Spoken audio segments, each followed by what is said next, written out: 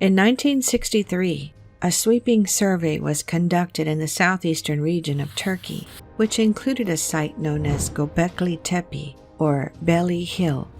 And at the top of this hill, researchers found broken slabs of limestone strewn in every direction. Curious as this was, researchers believed the site to be little more than a medieval cemetery, so they simply made a note of it and moved on. It was not until 1994 that the site would be revisited by a German archaeologist named Klaus Schmidt during his own survey of sites in the region. Unlike those before him, he did not simply make note of Gobekli Tepe and move on. Instead, he immediately believed the site to be something special.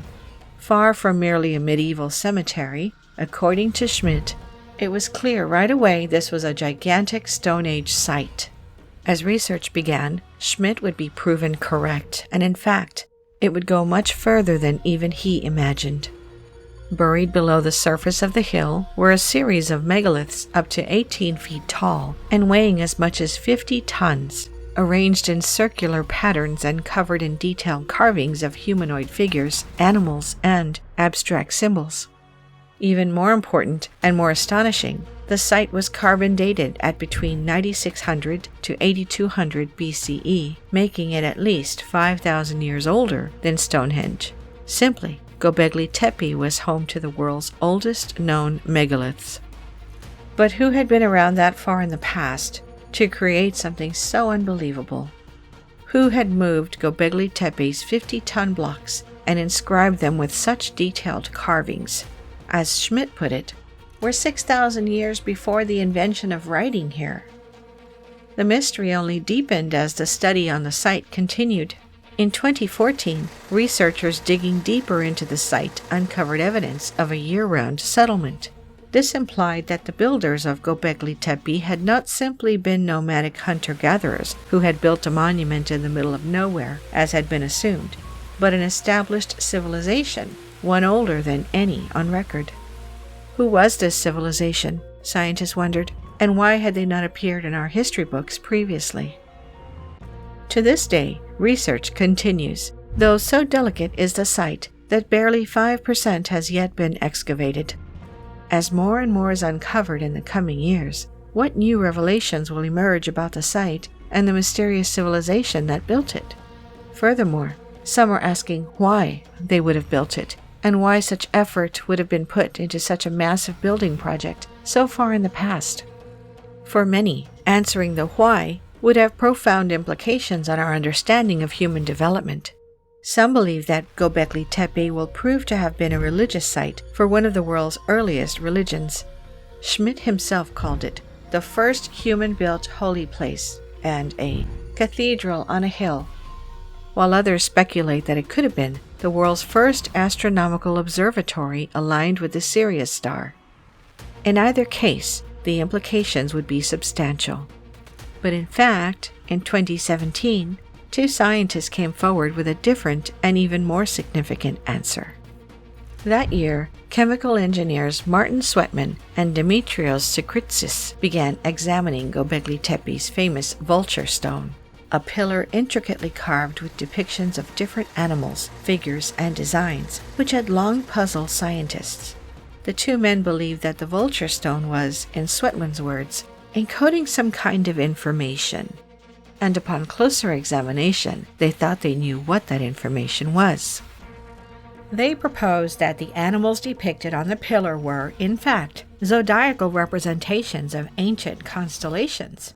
A scorpion as Scorpio, a duck-like figure as Libra, a wolf as Lupus, and so on, each arranged around a circular shape in the center representing the sun.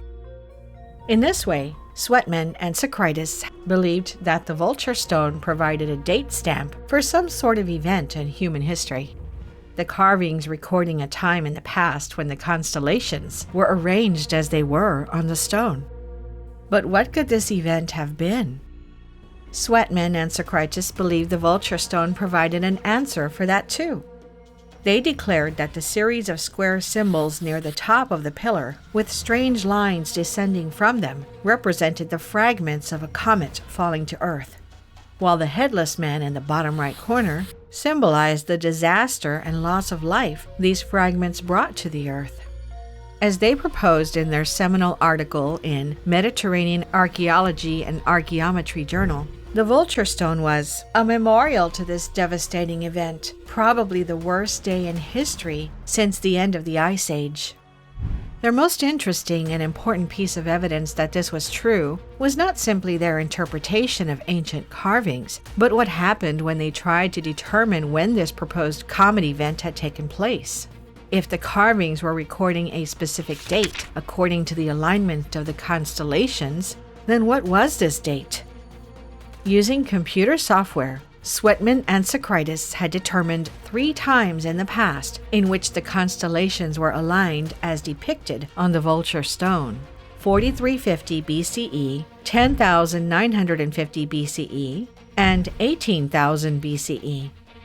Why was this so important? Because 10,950 BCE corresponded perfectly with something called the Younger Dryas event. Younger Dryas was a 1,300-year event roughly 12,900 to 11,600 years ago, in which the Earth underwent a period of global cooling, which pushed many parts of the Earth into Ice Age conditions. Geological and archaeological records show that this period was one of terrifying destruction across the globe, a time of super tsunamis and mass flooding, of severe wildfires which fill the atmosphere with enough ash to block out the sun, a period of worldwide animal extinctions.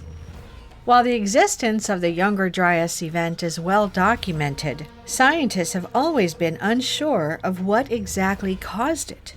One of the leading hypotheses which has long existed is that the Younger Dryas event was caused by a comet exploding in Earth's atmosphere, showering the planet with fragments, the largest of which would have crashed into the ice caps covering North America at the time, vaporizing them instantly and throwing the Earth's entire ecosystem out of whack.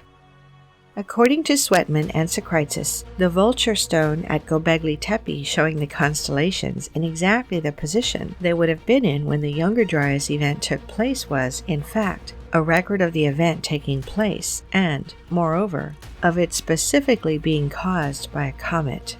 As Sweatman said in an interview, "I think this research, along with the recent finding of a widespread platinum anomaly across the North American continent, virtually seal the case in favor of a Younger Dryas comet impact." Could this be true? Could Younger Dryas have definitely been caused by a comet? And could the Vulture stone at Gobekli Tepe be a record of this disaster laid down by an ancient civilization missing from our history books?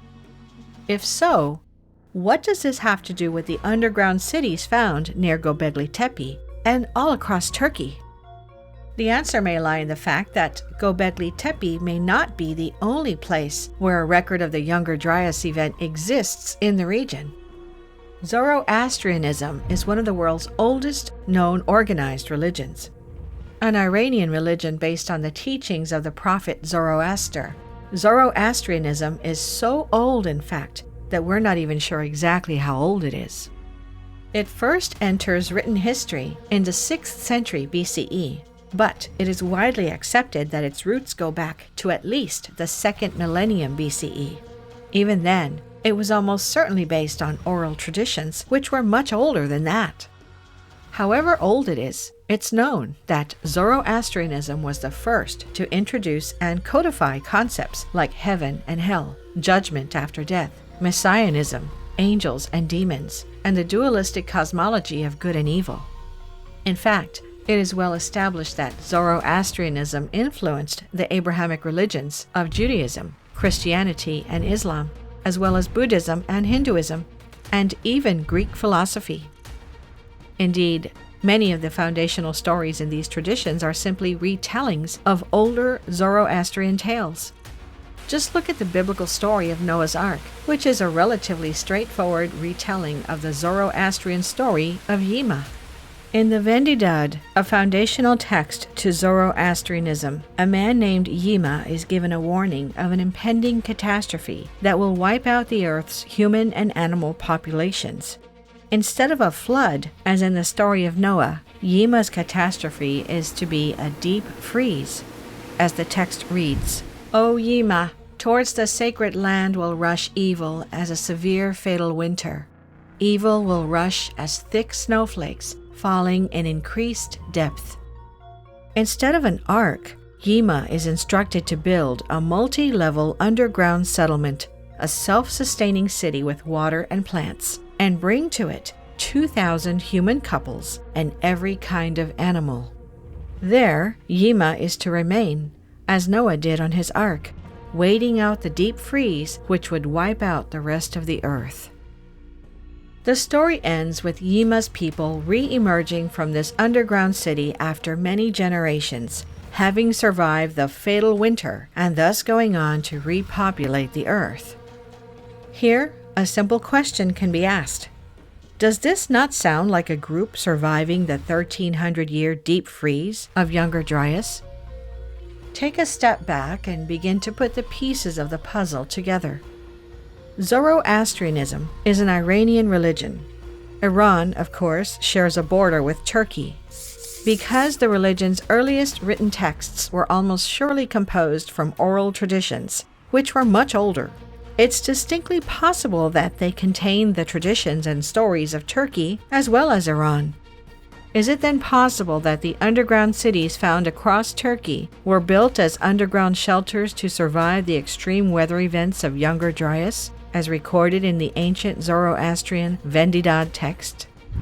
And if so, then perhaps it is possible that, having survived the deep freeze, humans returned to the surface and memorialized their survival in the Gobekli Tepe monument, even providing a record of the exact date the event had taken place through a specific astronomical alignment carved on the Vulture stone. Think about what this would mean. A proof of the existence of an advanced ancient civilization prior to the Younger Dryas event more than 12,000 years ago, far before any civilization recorded in our history books today. It is not an exaggeration to say this would flip the scientific world on its head and change our understanding of human civilization, of where we came from and how we developed. Perhaps the secrets of this hidden history remain buried underground in Turkey to this very day, waiting to be discovered by some random farmer or renovation project, waiting to change history as we know it. But in one of our previous videos, the one on the enigmatic Gunung Padang pyramid in Indonesia, we showed that Turkey is not the only place where advanced pre-Younger Dryas civilizations existed, so make sure to watch it. But no matter what they find in the future, the point which has already been made is clear. Simply, human civilization goes back beyond the date long proclaimed as the starting point by mainstream science. When they say that the Yonaguni Monument or Gunung Padang cannot be evidence of an ancient lost civilization simply because they know that human civilization did not exist that far back, Göbekli Tepe shows that they actually have no idea how far back human civilization goes. Recognizing this, the question is not so much whether a civilization could have existed deep in the past, but rather, if they did exist, who were they? And where did they go? Once again, thank you for sticking to the end. If you enjoyed our research and the videos we make, please leave us a like and share this video on social media. And if you want to support our work and help us make more videos like this one, you can become a channel member by pressing the Join button. Or support us on Patreon with the link in the description.